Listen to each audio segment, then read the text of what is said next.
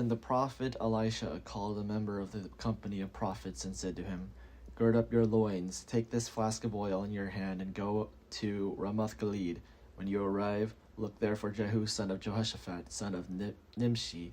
Go and get him to leave his companions, and take him into an inner chamber.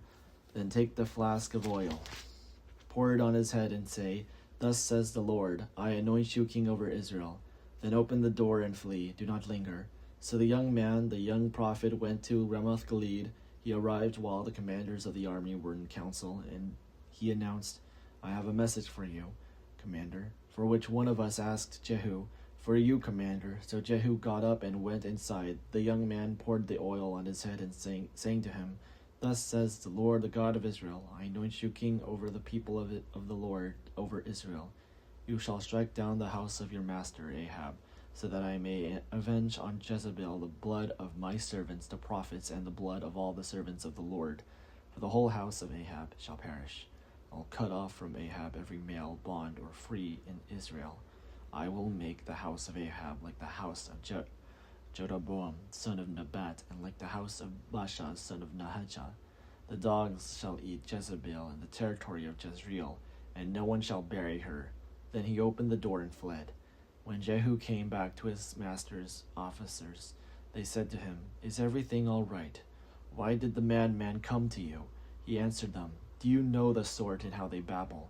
They said, Liar, come on, tell us. So he said, This is just what he said to me. Thus says the Lord, I anoint you king over Israel. Then hurriedly they all took their cloaks and spread them for him on the bare steps, and they blew the trumpet and proclaimed, Jehu is king. Thus Jehu son of Jehoshaphat son of Nimshi conspired against Jordan. Joram with all Israel had been on guard at Ramoth-Gilead against King Hazael of Adam, but King Joram had returned to be healed in Jezreel of the wounds that the Arameans had inflicted on him.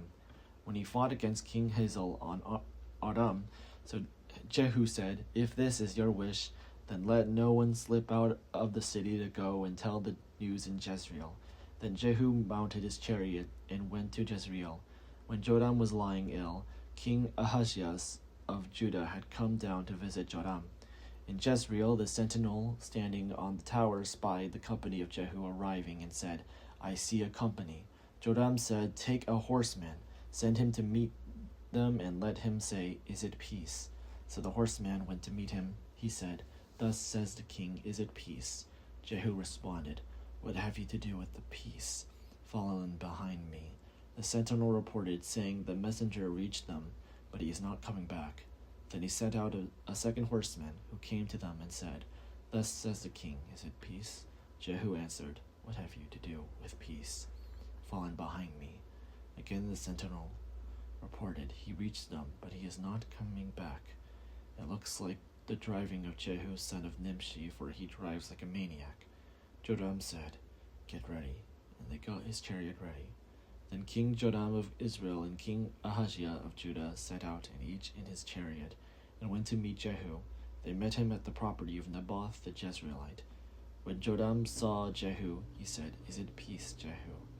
He answered, What peace can there be so long as many whoredoms and sorceries of your mother Jezebel continue? Then Joram reigned about and fled, saying to Ahaziah, Treason, Ahaziah. Jehu drew his bow with all his strength, and shot Joram between the shoulders, so that the arrow pierced his heart, and he sank in his chariot. Jehu said to his aide, Bidkar, lift him out, and throw him on the plot of ground belonging to Naboth the Jezreelite. For remember, when you and I rode side by side behind his father, Ahab, how the Lord uttered his oracle against him. For the blood of Naboth and for the blood of his children that I saw yesterday, says the Lord, I swear I will repay you on this very plot of ground. Now therefore lift him out and throw him on the plot of ground, in accordance with the word of the Lord. When King Ahaziah of Judah saw this, he fled in the direction of Beth-Hagan. Jehu pursued him, saying, Shoot him also. And they shot him in the chariot at the ascent of Gur, which is by the Iblim. Then he fled to Megiddo and died there. His officers carried him in a chariot to Jerusalem and buried him in his tomb with his ancestors in the city of David. The 11th year of Jotham son of Ahab, Ahaziah began to reign over Judah. When Jehu came to Jezreel, Jezebel heard of it. She painted her eyes and adorned her head, and looked out of the window. As Jehu entered the gate, she said, "Is it peace, Zimri, murderer of your master?" He looked up to the window and said, "Who is on my side?" "Who?"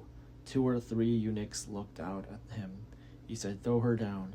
So they threw her down. Some of her blood spattered on the wall and on the horses which trampled on her.